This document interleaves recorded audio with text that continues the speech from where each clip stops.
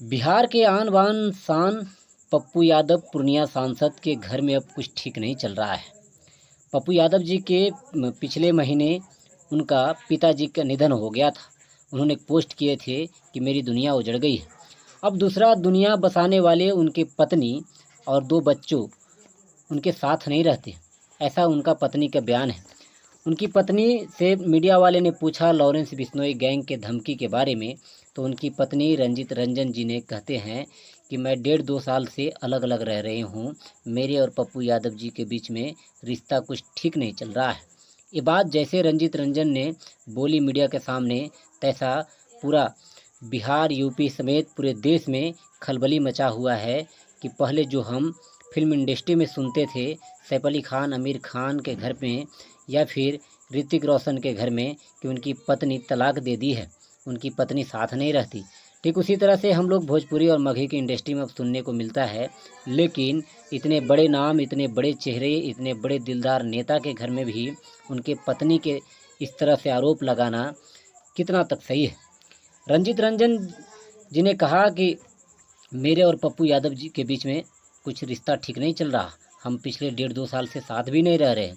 ये इसलिए कहा गया कि रंजित रंजन जी से लॉरेंस बिश्नोई गैंग के धमकी के बारे में जब मीडिया ने पूछा कि इस पर क्या राय है, तो उन्होंने कहा ये लॉ एंड ऑर्डर की मामला है, इसमें हमारी कोई राय नहीं है।